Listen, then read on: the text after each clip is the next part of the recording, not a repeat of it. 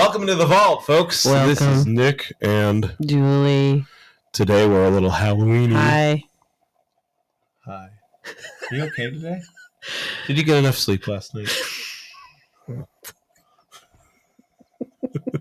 I was trying to be spooky. I know. I was trying to be spooky and demonic. It fell horribly flat. No one buys that from me. No one accepts that I can be that way. I know. It's same with me, though. Right. I mean, you can try, but it just doesn't. It's just annoying. I know. It's just, I try to be spooky and in character, and it's just like, whatever, okay? Welcome to the vault today. Tune in for a fantastically fun episode full of some Halloween shenanigans. And maybe the scariest of all to some of you, a home appraiser. Dun, dun, dun. Oh my God, I do need therapy from what happened this past summer. I really do. I'm not even kidding. Well, we bring her on, it's like when kids are scared of things and we bring them on, we're like, it's just fake, it's not scary. We had to bring the nicest. We brought in the nicest. We brought in the nicest, appraiser. Most insightful, wanting to do good things for the world person. She does. She's very timely. She's very reasonable. She's very, not to say that, but we learned kind of the reasoning behind why some of that stuff, maybe if you have issues, a lot of it's driven by the appraisal management companies or the lenders. It's like saying don't be afraid of the werewolf. She's like the nicest werewolf, but you're nice still werewolf. Looking like, okay, but she means business still in her. She still means business. The she doesn't lose her license. She don't want to go to jail. The power behind her pen is what I mean. Really, there's underwriters and there's appraisers, and those are the two people that that you have to make. Yeah, I'm still a little nervous because they hammered into us that we're not supposed to talk to appraisers. I know. So I don't know. What is it that I'm allowed to say? What we did today is legal or not. It's not. I'm sure it isn't, but it's fine. We didn't talk mention about names. A specific property. No. We didn't talk about values. Yes. We're allowed to be friends with appraisers. It's like when you find out that the athletes are all friends outside of the game, but you hate that other team more than it's like, wait a minute. Why are those guys hugging those guys? Why are the Browns and the Steelers hugging? You're like, I hate them. I hate that team. Why don't they hate that team? Why were the Patriots and the Steelers hugging after the game? The fans hate them. Get out of here. But the players are all friends nowadays. I don't like it. I like the old days when they hated each other. Don't you like the old days when they hated each other? Mean Joe Green, man. Yeah, he didn't like anyone on those. He didn't like the Raiders or the Browns or whatever. He didn't play with Mean Joe Green. Anyway, even his own teammates were fearful of Mean Joe Green. We're falling. So yeah, we have lots to share for you. So make sure to stay tuned into the vault, and we'll see you next in the vault.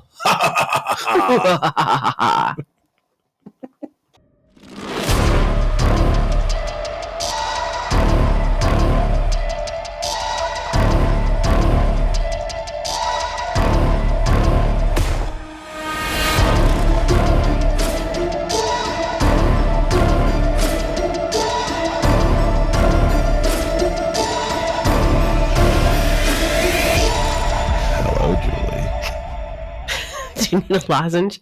I have some. Yeah, actually, my voice has been very. I need a fisherman's friend. Do we need a fisherman's friend? Those are the only thing that work for me whenever I have a problem. Use fisherman's friend. What is it, the Ricola? They used to have the big horns and stuff. They're yodeling and stuff.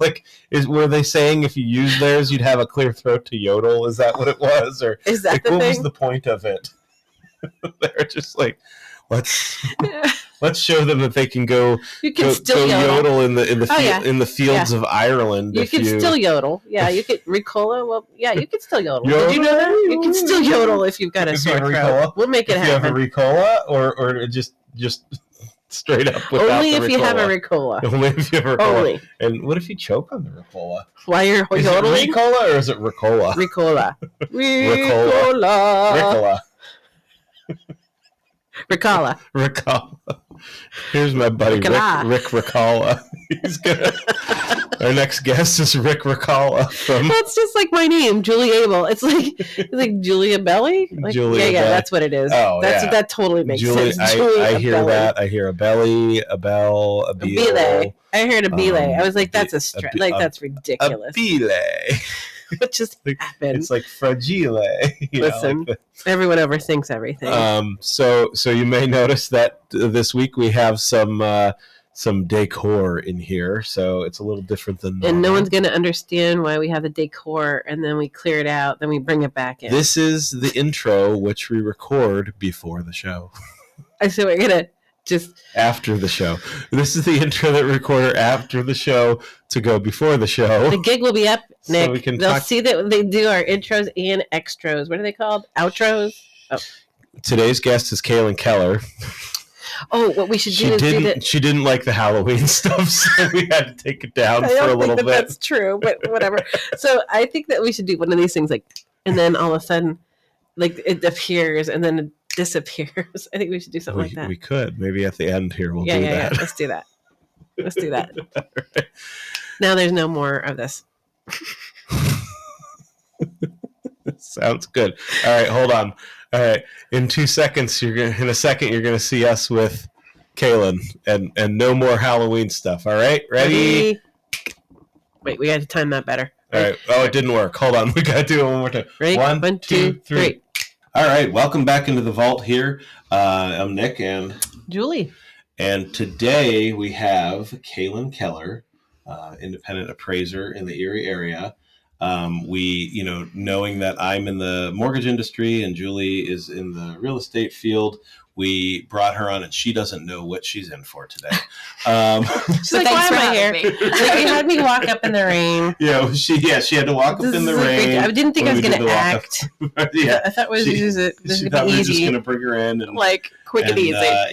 Talk to her a little bit. So, we brought her on, because we do have a lot of people being in the field that I'm in, and Julie's been in the real estate field for a while too. And, I thought that this would be an interesting guest to have because we do have a lot of, followers and friends out there that are also in the real estate field. And also really, a lot of people ask these questions about, values of homes and how that's going to affect things going forward and all that stuff. So I always thought, it would be a good guest to have someone that's knowledgeable into the real estate side of the valuations and the appraiser, and I always thought that you were you do a good job. Thank you. We think that you're always very timely. When we see that Kaylin Keller takes the order, we're happy about that and stuff like that. So just to sort of strip things down a bit, for those of you who don't do real estate typically and you're watching the show, to understand sort of how that relationship with the appraiser works with the realtor and like the loan company. So it was probably after like the real estate crisis in maybe like 2008, mm-hmm. where they really, people used to be able to call, like the bank would call up the appraiser and say like, hey, I need you to appraise this house. Right. And, this is what they're buying it for, and just say like, all right. And then, as usual and things like that. And as things went back then, there was some like, here, I'll give you this money if you give me that value or whatever, or I'll send you more referrals if you give me good values. And so the real estate industry and CFPB and all those folks said, we can't have people in touch with the appraiser. It's not, we want them to be sort of independently unbiased, independent, mm-hmm. independent on that side. So, and I can see where some of that would be justified and absolutely necessary. Yeah. But then there's also the disconnect in the sale of the thing, and the line of communication. As a real estate agent, communication is so important to have amongst everybody in the whole industry. And so, when the appraiser is like we were talking before the show, when you're like the man behind the screen kind of person, right. and you're sort of out of touch, that can also be a detriment in a way. But and appraisers can be available to realtors. They just mm-hmm. can't discuss value. Correct. But they should still I think, be available to answer some questions and to, give you some timelines and things like that. I'm super glad that you're here because there has been so many changes since the pandemic. Like there's been our market value in Erie County alone has been so crazy. And it doesn't matter in some cases if you start from a very low value, when you finally get the thing in contract, it can be way overvalued. Right. And that's where you come in. And a lot of times I feel bad because, the appraiser has to carry the weight of what craziness is going on. Sure. And you have to either be the bad guy or the hero or whatever, but you got to keep everybody in check because it's not actually accurate. Right. But you have to, work with what the market data is giving you. And so you are somewhat limited with some of these offers that are going $70,000 over list price. There's only so much, data that we can use to try to make that work. Yeah. Yeah. So we don't talk to you. We're not allowed to talk to you. We order it through like an appraisal management company. And then you take an order. That's sort of the way that works. And so someone comes out, you get like an alert through these systems. Correct. Where they say we're looking for an appraiser for, such and such house. Now, do you know anything about that when you take it, or do you just see an address and you say, all right, I'm going to take that? Yeah, I mean, typically we start with an address, and I will sometimes know the lender, but sometimes dealing with brokers like you, I'll get a name of a lender, but I won't know it's even Select Mortgage. It's just whoever the bank is that you're executing through. Sure. And then, once I accept the order, then I'll generally get the sales contract. Right. And then, the contact information for how to schedule it. And then, sorry. A lot of echo. Sorry. I'm a hands person. Kind of nice. I like the reverb. I mean, yeah, right. You know what? I don't have a drum, my but hands up instead. I really feel like I'm playing a drum right now. Yeah, right. This is awesome. We're in a drum circle. Right. Where's Peter sit on my hands? Right, yeah. You're funny. You're right. There's for those of you who don't know, there's a church service that goes on Sunday mornings when we do this too. So they have music. We can play along. It's okay. It's wild. It's wild. It's a wild Sunday. It's a wild Sunday at So I have two hypno clients coming in later on. It's a greatly used space. Yeah, it's a greatly used space. It is. It's a multi-use place. So you get the contract, and then you kind of go from there. I generally go out to the property first. I measure, take pictures. I make notes of the condition of the property, updates, things like that can have a big impact on value. And then we have several ways that we value properties, but the biggest one is just to compare it to what else is selling. Yeah. Have you ever had to appraise something that was basically you felt it should be condemned? Like it's just so bad. Well, like horrible. My company actually holes has and walls and floors and roaches and people living in the corners of the rooms. And we had that. We have the contract for the redevelopment authority, so we actually do valuations for properties that are being condemned, basically. So yes, do you wear your hazmat suit in there? We don't generally go inside. On occasion, we just do from the outside. Usually, they're in really bad shape. Smart. I've seen some weird foreclosures over the years. There hasn't been a lot lately because the foreclosure market hasn't been like what it was, eight years ago. Yeah. I walked into a property one time that was a foreclosure, and I went to go into the basement, and there was water to the top of the stairs. Yes, I've seen those before. So that's shocking. I mean, like a swimming pool. Yeah, you have your light you're shutting about to go down, and you're like, oh my god, I almost drowned. I need to wear waders. Or when it's in the middle of winter, and you think that they just poured some concrete in this otherwise dilapidated house out of the basement, and it's actually water. Right. It's frozen. Yeah. It's ice. It's all ice. Yeah. It's like, I've seen it. It's really good for the foundation. It's a good indoor skating rink. It's like a lateral crack in the wall, and you're like, that could be a problem. There's definitely a variety of condition out there, but for the most part, that's not the case, luckily. So with the valuations and the way that everything let's take you back to March of 2020. Right. So everything, the world shut down for a couple weeks there. And first of all, you weren't even allowed to go in properties. Right. It was very all weird. that. There were drive-by appraisals and different things and stuff like that. And because of that, I mean, we saw a lack of inventory already. Right. That was the trend for a few years. I mean, it was definitely still is going down. I think it still is. Yeah. and it still is. So we already saw that lack of inventory, and then we saw even fewer houses go for sale because people didn't want to put their houses for sale. People couldn't buy it. You know, they didn't know. They didn't know what was going to happen. Right. So all of a sudden, these values started creeping up. Yeah. And the interest rates were lower, and people were buying these houses. So, you know, you take like a Cape Cod in Southwest Erie that sold for $115,000 maybe or something, and all of a sudden they're selling for, you know, $150,000, you know, a couple of years ago. And how did you guys adjust in the appraisal field to even accommodate that? Like, I mean, did you kind of see that coming? You know, and those first few that trickled in, I imagine that there wasn't a whole lot of data that would match up with that. Nothing to work with. So how was that? How did you guys handle that? Yeah, I mean, it was hard. I mean, it's still hard. Some of the values, even now, like 3 years in, are high. I mean, but I also had the attitude, that, you know, Erie's market, Erie's market really needed a correction. It was really low. Nick knows how to beatbox, so if you do that, he can do the beatboxing. I'll add a rhythm behind it, and then I'll start humming. I'll just do this have an acapella. Oh gosh, I gotta go. See, you didn't expect this, did you? I didn't warm up my singing voice. You never know. Do you sing?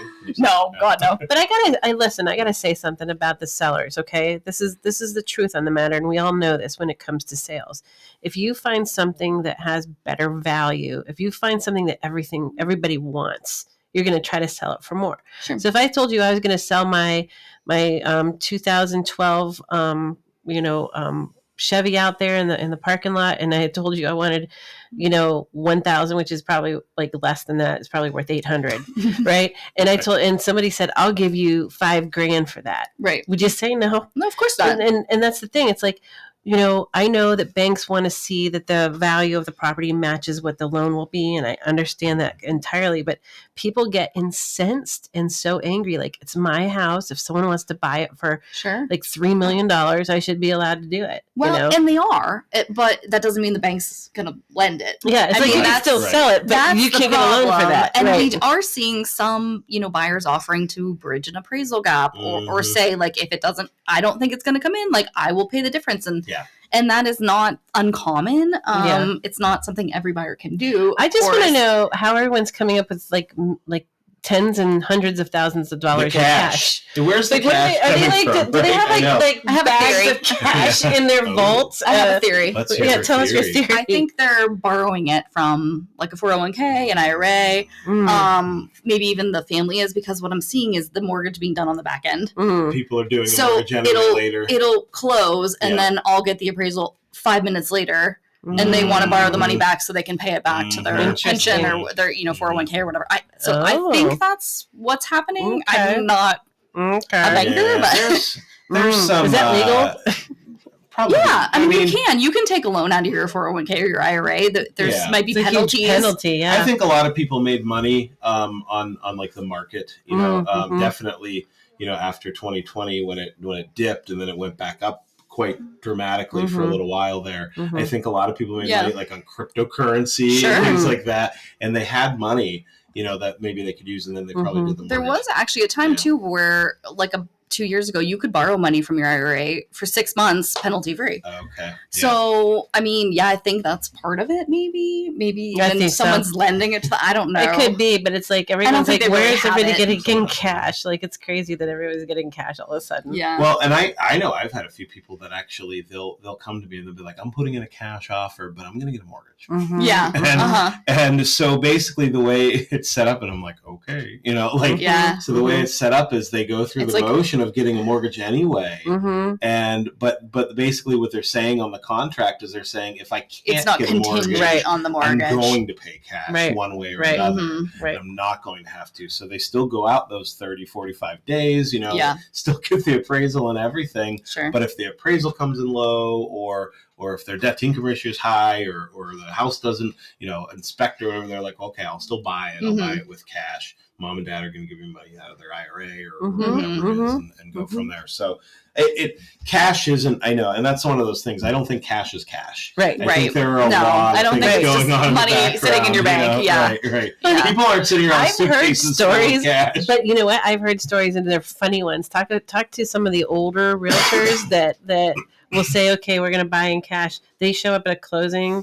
Well, some people who haven't been in the country for very long, they're like, oh, you said that cash is cash. I'm here with all of my cash. Oh, my God. Like a suitcase full of cash. And no lie. That's true. No. And people go nuts. You have to go back to the bank, and it's going to have to close another day because you have to have something that, it's great. But you know what? Like the days of when, like my grandmother used to stuff wads of cash in her bra. I'll never forget. I remember thinking, why? Like, this is so weird. And then I had to remember she's like an immigrant from Poland. Sure. And they did things. They didn't trust many people. Sure. And then there's like, you hear stories of people actually storing money under their mattresses. Yeah. There's still people like that. My great grandmother, when she passed away, she's 95, she passed away.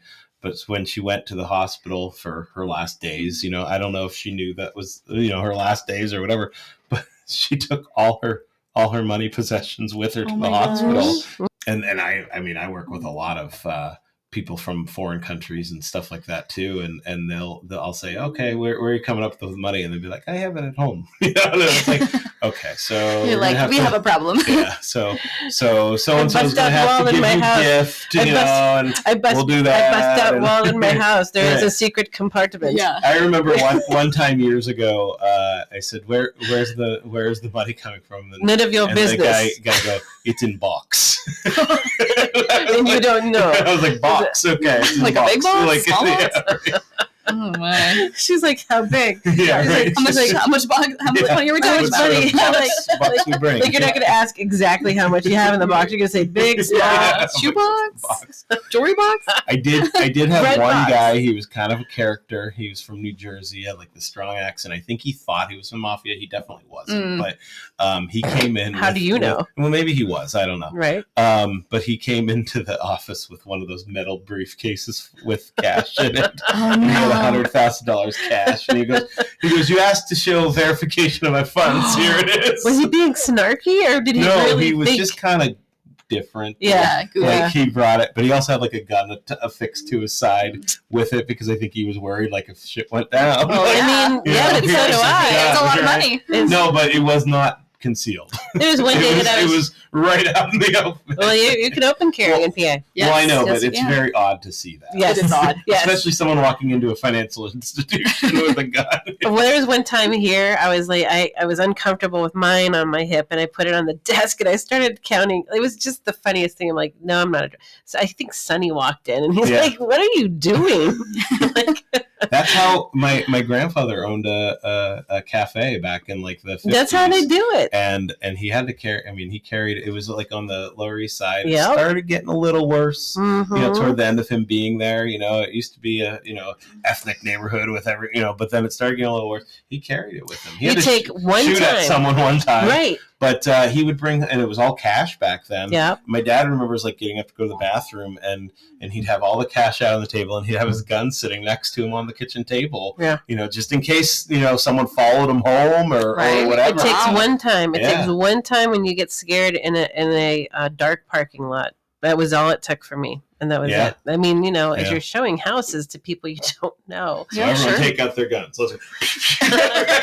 I'm carrying. I would get on the phone. Like my way off the rails. I know, right? Yeah. See, what happened is we got we kind of stopped, and now we just we're just going off the rails. So how does this relate to appraisers? Well, one thing I want to say about appraisers is that I'm sure that you have. I would think that it's kind of heavy for you. I mean, it wouldn't be an easy job. I wouldn't think, just because you have to evaluate someone's home and make maybe what they're dreaming of being able to do kind of work. Like you're one of the cogs. We all play a part and you're one of them. And then it's like, if that doesn't go, everyone has to figure out something else. Right. So, I mean, you try to manage people's expectations the best you can, just like anybody, but you also have to work with what you got, you know? So how do you, so I know like I'm often, and Julie, when she's on a real estate deal, you know, like we're on the forefront, you know, so you're one of those people that's kind of off in the background, right? But you also have a whole lot of power under the situation, right? So the appraiser says no, that's it. You, the underwriter, you know, like you're those people behind the curtain, you know, so to speak. I mean, you know, no one really knows who you are, right? You know, normally, you know, we don't get your name until we get the report most of the time. Oh, really?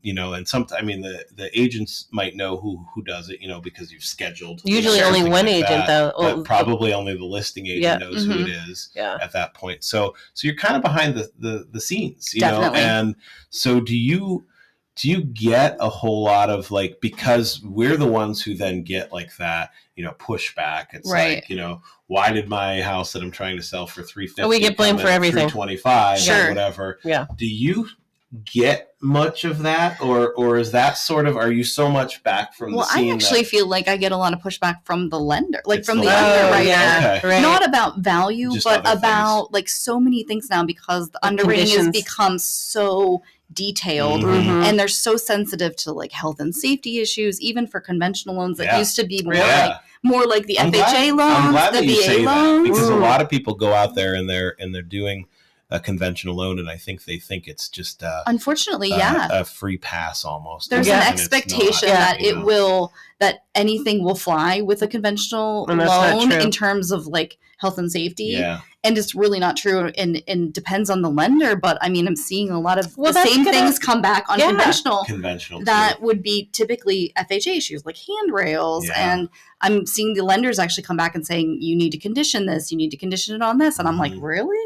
So it's tricky, because I'm getting a lot of pushback from the realtors on that kind of stuff, because they're like, hey, we purposely took this conventional offer thinking that we wouldn't have these issues. And I'm like, I'm sorry, but like I'm a slave to the lender too. Like I have to manage what they will lend on. Well, let's be honest. I mean, if something is unsafe, it is going to decrease a value. Like if there's missing stairs, or if there's something that is unsafe, a person is going to say, look, that's just that's devaluing this home. But see, what's weird is it's not a valuation issue, because the lender is actually saying the repair has to be made. They're not saying, okay, well, you called it less because of it. So it actually is becoming an issue that has to be corrected in order to make the loan. The lender doesn't want to take as much risk as they used to take. That's odd. Which is not maybe a bad thing. It's just new. And so there's a lot of pushback in the industry from realtors, because they're like, I don't get it. And I'm like, I don't get it either. Are these because I'm just telling you what they're telling me. Are these because of new mandates? Or are they just now, is this something that they're expected to have to do and clear? Or is it just something that they feel should? Like, I think a lot No, I mean, they're actually conditioning the loan. They will not make the loan unless the repairs are done. But is it because they're following some new mandate that they have to follow? I think it's their background. It's the secondary market that's required. Their investors are requesting these things. So so that's another person behind the curtain, right? Wow. You know? So not only do we place a loan with a bank, but the bank then most of the time wants that to be conforming to their investors. I see. Okay. So they may say, we'll do a loan like this, you know, or we'll do a property like this, but whoever they sell their loans to, and you know, big secret, everyone, your loan is probably going to be sold at some point, regardless of who you get your mortgage with. Course, I mean, it's It's like, it doesn't stay in it with, you know, whoever, you know, local bank, it's going to sell at some point. You know, you keep a loan for 30 years, your bank might not be open in 30 years. It's literally going to be sold. So the people on that secondary market that make those loans conforming, they're the ones that kind of put those guidelines. Well, that makes sense then. That answers all the questions, because you just don't do that unless someone's telling you should, or you have to. Well, and they're scrutinizing these reports. I mean, I have them coming back and saying, I see the basement stairs. Is there a handrail there? Mm-hmm. And I'm like, I don't know. I didn't look. I didn't think to look because it wasn't an FHA loan. So you didn't. Right. So I'm like going back, like, we have pictures. You say handrail or pressure release valve on the hot water tank. Yeah. Or wow. But now it's really affecting all the loans that I'm seeing, and some banks are more particular than others. So yeah, that's the biggest pushback I think I'm getting. I mean, some realtors push back about values, but I think for me is like they usually know that I at least try to manage the sales price as best I can. I've only heard at least things. Put the effort in. We've only heard good things about you, but we can, sometimes I think they really aren't as surprised as they act because they know what the market's doing too. Typically with you is we get the appraisal order and it's in the next day, so you're pretty quick with that. Well, to me, like you said, I'm just one cog in the wheel, right? Yeah. So like, and you were just talking about one you had, and it you're 3 weeks from closing, and then all of a sudden you find out 2 weeks that that you have this big issue. And so for me, like, my goal is to be as fast as possible on my end, so at least you can and still give you a quality report, right? Because I know how important it is. Because I used to work in real estate. I know a lot of lenders. Like, I know that is such a critical part of the process. So like, I want my part to be done as efficiently as possible. Now, I don't know that all appraisers feel that way. But it's a goal I try to manage the best. The reason that we hear good things about you is because of your expediency, but also you're thorough and you use your common sense. I like to think so. Yeah, and so when you, like you say, I try. There's a lot of people in the industry that just don't, and things fall apart because of lack of effort, and that's not you. Well, and there's a lot of appraisers that the average age of appraisers in the U.S. is in their 60s. Yeah. I mean, it's not a very you're a very young appraiser. And I'm not right. that young. Right. I think you're close to my age, and I'm still young for a loan officer. I mean, that's just how that works too. It's weird. And we're certainly not as young as we were when we got into the industry. No. But here we are. But you have to modernize. You're still young for a realtor, Julie. 56. That's young for a realtor. Yeah.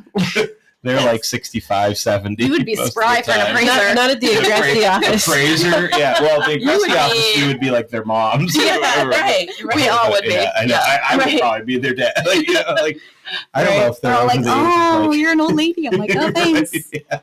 I'm only talking to them like we're peers. They're like, we're not peers. Not like you. We're a different generation. No, we're not peers. Sorry. You were born in the 1900s. Yeah. And it shows. Yeah, the 1900s. When we were like young kids and someone was born in the 1800s, you're like, oh my God. Well, millennials are being called boomers by Gen Zers. It's hilarious. Like, millennials are being called boomers. And I'm not even a boomer. And us millennials are associating now with like the Gen Xers and boomers because we're like, we don't like those Gen Zers. We're like, they're so young. And they're so young and annoying. They're so different. Although, I do have to say, if you're a Gen Zer, sorry about this, but millennials, we're aging much better than the Gen Zers. They already look old, and I don't know what it is. Those poor things. But they're aging. Because look, they're paying how old anybody is. I know. They're paying so many bills. They're being told first, last, and security for their and their rent is so high. Be able to buy a house. And they just graduated with giant loans. Like how are these kids supposed to? And cars are inflated. It's unreal. Like and a lot of them vaped when they were a little younger. So what's going on? Right? Like they're on TikTok too. Yeah, TikTok. Like that's a you see some of these people. They're like in their mid-20s and they look like 50. And it's like, what's going on with them? Like, whereas like you're in the 40s now, right? Yeah. 40. Yeah, I mean, we've crossed that threshold, and we didn't change a whole lot. Yeah. I mean, we're aging. We think we haven't. We're aging a little more gracefully. And they're also so savvy. Like, I remember feeling just kind of dumb compared to my parents at that age. Like my daughter's in college, and I'm like, so no good night, no good morning. I guess you don't love me and you never have. And it's a joke, obviously, but it's funny because it's mom guilt. She's gonna have lots of mama trauma, right? Yes. Well, she's like, what a manipulative statement. Instead, she's like the more mature, and that's what these kids are actually kind of.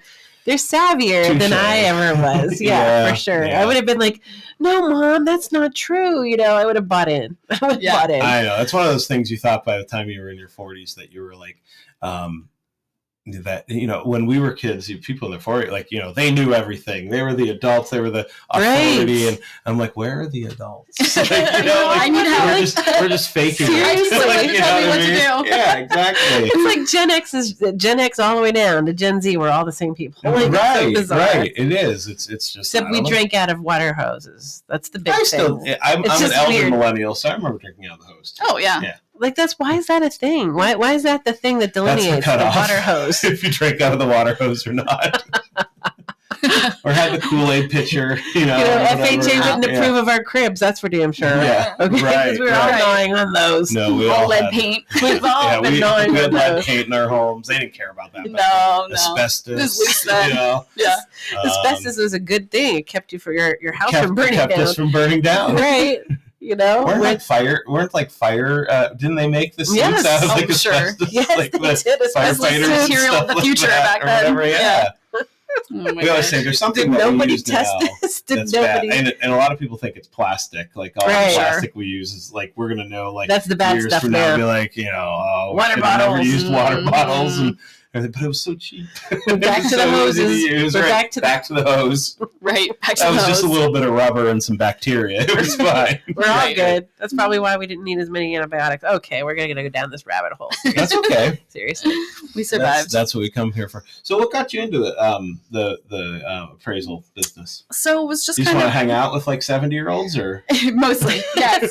Actually, that's pretty much what happened. Yeah. Those are your people. Yeah, I was actually selling real estate and I was working with Bill Schaff, who trained me. Okay. And he just sort of opened the opportunity to me and I jumped on it. And it was actually at the time when the appraisal requirements were like the hardest they ever were. Yeah. Like since I think I was the only person who got licensed. I was like I was like the idiot that was like, I'll do that. That seems reasonable. They've actually scaled it back. That's amazing that you have the real estate side of this because you have a whole world understanding of this. Right. And I don't sell real estate anymore. I don't have a real estate license anymore, but I did at one time. I always think that's kind of a conflict of interest because there are some people I felt so too. It was for me, it wasn't worth it. Like I wanted to see my full-time thing. I don't know if they watch our show. Right.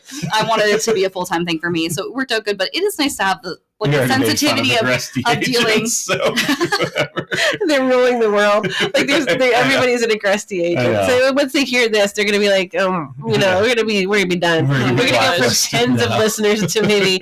I like everybody. Just for the record. Kaylin and her family watch the episode. She's like, I'm Switzerland. Yes. Yeah, right. I'm very neutral here. She is. And I work with anyone too. I don't care. Of course. Obviously. Yeah. Of course. If you can't, if you don't have a sense of humor about yourself, then get that out of this. Yeah, right.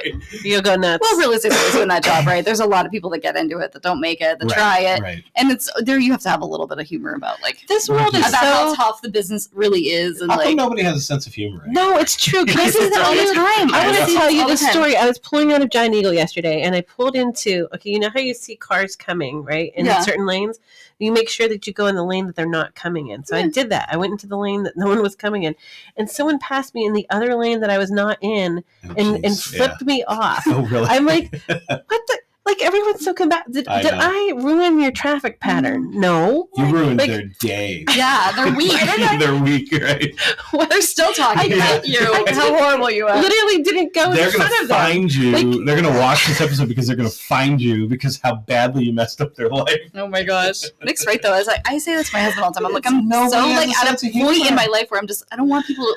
I don't want to be friends with people that take themselves so seriously. I just that's part of why we started this because we don't take ourselves that seriously. Right. You know what I mean? Right. It's and we wanted to have an outlet because you get so sick of just being a certain way all the time. And Julie and I, she used to work with the same Coldwell Banker, so we were under the same umbrella. We had fun. We would go to these work events and we'd joke around and laugh, and people would look at us like.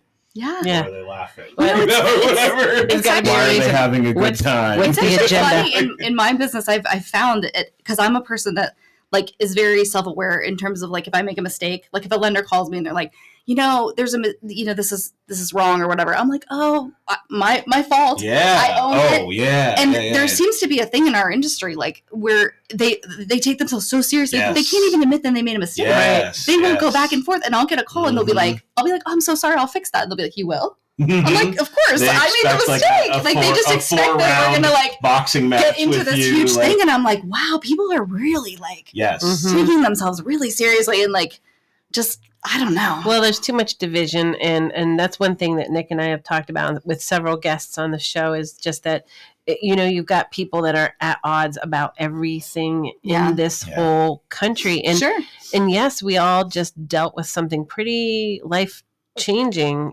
but to fall on this side and that side, it did not bring people together. No.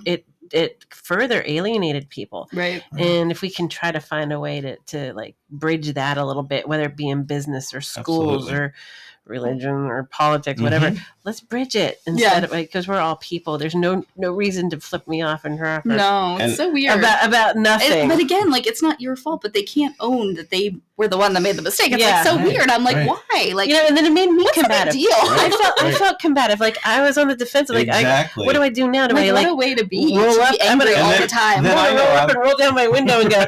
Got a problem with me, but I didn't. And I always think like, well, did I do something wrong? Like you start like thinking in your head, you're like, you're questioning yourself, like, I don't think I did anything wrong. Right? Maybe I did. Like, just because like, am I not supposed to go in this lane? Bad today, and also I'm in a bad mood and I don't want to eat food.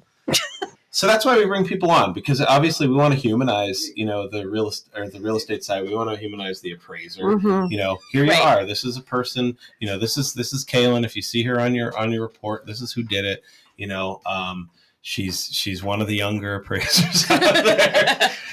Most of them would be a little older. I've noticed a few, but I think you did talk about the qualifications, and that's something that I always find you guys do go through quite a bit.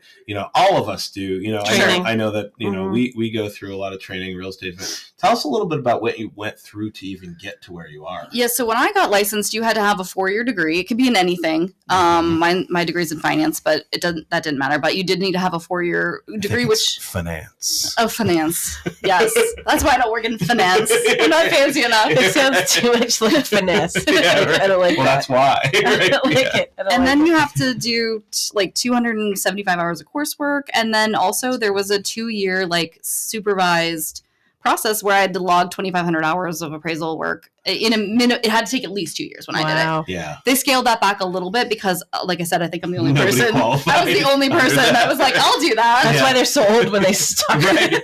They're like, I started qualifying. Like infamously, when I was 30. Very few people were making it through the process. 30 years to get all the I now have my doctorate. Together. I now have my doctorate. You can have any appraisal. other degree in the amount of time it takes you to get your appraiser license. It's crazy. It's nuts. Yeah. So they've. Do you know what they've lessened now? on? Maybe? I think they allow a 2-year degree in certain fields, or a 4-year degree in any field, and then I think it's about 1,500 hours now, in a minimum of a year. Which you have to be able to do that, which is pretty much full-time work. So not everyone can do it that fast, but so it is a little bit scaled back, but it's still a pretty big process. It's pretty big. I would say so. Yeah. So but it's good, I guess. It keeps people from just thinking I'll give it a try. Like it hopefully keeps the industry professional. And well, you have given a wonderful face and understanding to what people don't understand, and that is appraisals and appraisers. And I'm super glad that you were able to find time on a Sunday to come in here, and thanks for having me. Tell us your stuff. I do. I do. You poor thing. I do. Well, but that's okay. Yeah, and thank you so much for coming on. Thank you so much for having me. Yeah, thank you. We do appreciate you. Yeah, very much. Nice to be here. Thanks. All right. Thanks. All right. Welcome back into the vault. Welcome. Yeah. What happened to the ambiance? there's an ambiance in here. Or a seance. Is there a seance going on in here? What's going on? Let's just put it this way, Nick. When you went to the bathroom, I handled some stuff. Okay. Handle some stuff. Did you get rid of some spirits, or did you bring them in? I can't tell. You be the judge.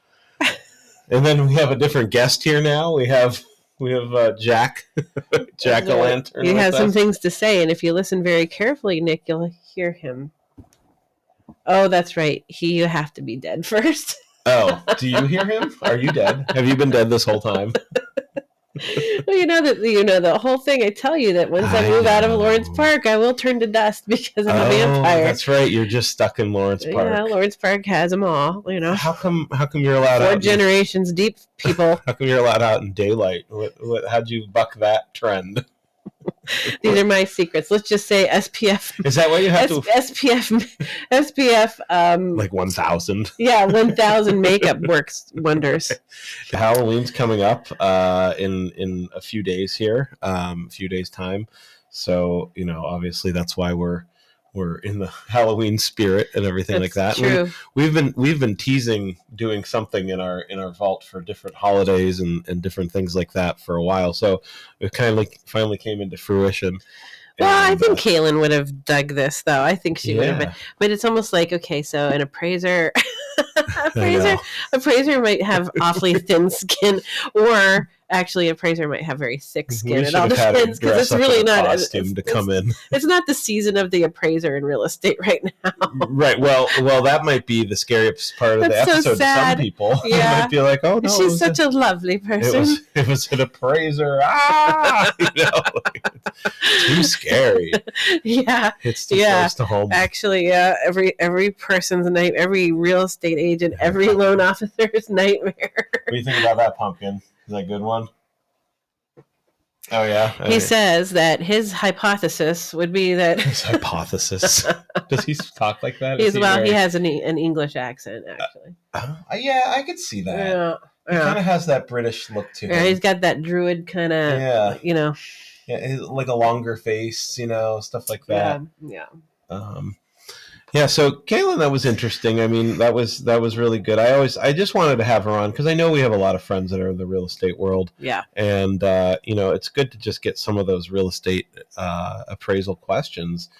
She answered some of the stuff about a lot of times like these conditions are coming up, and she said it's really kind of these lenders that are pushing that, right? Which is, I didn't really know that at all either. I just thought they were getting crankier. I'm out sure. there. Well, and two, they get that's a lot of stress. I'm glad you didn't bring in an appraiser. I'm glad you didn't bring innocent. I'm so glad you didn't bring an innocent appraiser in who's trying to do the right thing when what happened to me happened this summer. We could have brought that guy in. No. No, friend. There's no amount of dowsing or blessing or changing the energy in a place that would have been too soon. There was a guy from Pittsburgh that a lot of agents and people got upset about because he took an order from Erie from Pittsburgh. We could have had him too because apparently he wants to just come to Erie for everything now. What? Yeah, it was weird. Oh, no. It was weird. So, yeah, I thought that was fitting to have someone, I know that we always we talk about the real estate or the hypnosis or the life coaching or the spells won't work unless I put the candles in a certain order. Oh, okay. I'm so sorry. No, that's fine. You're the specialist with these candles. Do you put these candles all on like when you have the hypno session? Oh, hypno? Oh, that's different? all good stuff. That's actually relaxing stuff. So yeah, no, I know. I like to put like crackling candles. Which you may hear on this. I might have to edit around that. Oh no, I think it's a good sound. It's a good sound. It's like brown noise. It is. I like brown noise. Brown or red? I like red, brown, and black. I think my favorites, but I do not like blue. Blue sounds like black someone get noise. Yes. Really? Yeah, Let's check that out. Very cool. I know brown. I know green. I like green. Yeah, I like green. It's like wispy and nice. And brown sort of sounds like you're in an airplane. I mean, it's kind of like that background noise, which I think, a lot of people sleep when they are in the airplane. So I like it. Sounds more like deep rain, like it's raining out. But anyway, what's black noise sound like? It's like almost volcanic. Yeah, it's like but it's also very comforting. I don't know, it's weird. But the blue noise is not something I What can is tolerate. Blue? Is it it's just like it's like white only more intense, like electric sounding. Okay. It sounds okay. It sounds weird, static, like you're in a lab or something. Oh, yeah. Weird. Well, it's funny because everyone just kind of refers to it as white noise, but as we've gotten deeper into the color spectrum, we've found out that white noise is actually probably one of the more nerving sounds. Right. And we've found some deeper sounds that are a little more comforting and stuff like that. My son wouldn't fall asleep, and you have to picture of him up there. He wouldn't fall asleep unless it was like the vacuum cleaner was going. I'd love to know what noise that is. That's probably blue noise. It's horrible. Vacuum. The funny story. So the first night we brought my first child home, my son. You could say his name. It's all right. Eli. We can't say his name. It's like Voldemort. I know. Yeah, the child with no name, the child with the name that we shall not speak. Yeah. And we had gone through, our first time parents, and we had gone through classes and all that stuff. And one of the things they showed was, vacuum. So first night home, he's not going to sleep right away. It's his first night at home, whatever. He's like 3 days old, And so we pull out the vacuum and we start running the vacuum in the middle of the room, like just hoping that'll work. It didn't, and we were just my God. What do we do? Well, it was a traumatic. It's always a traumatic experience being a new parent for anybody for any reason. Even if you can't wait and blah blah blah, you're so happy. It's still a lot of change. But we took Jackson home, and I tell you what, he would not sleep. We turned on the vacuum cleaner, which my dog was afraid of. So it was just a shit show. One being in the house, but then the other being was. There was one that was running around like crazy, and King was my son until Jackson came. Yeah, well, that too, right? The poor dog. What's that, pumpkin? Yeah. I know. All right. So he's like the Hounds of Hell. I'm sure he's talking about Hounds of Hell. He's told me that a few times. Oh, okay. So he's really random. He is. He's weird. All right. Well, I think we'll wrap up our Halloween special, right? I think we will wrap this up, Nick. We'll wrap you up.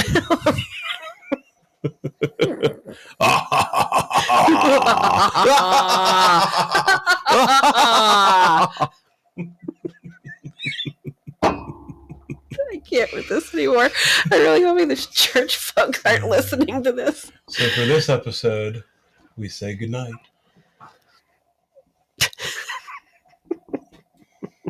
See you next time. Oh, thanks for joining us.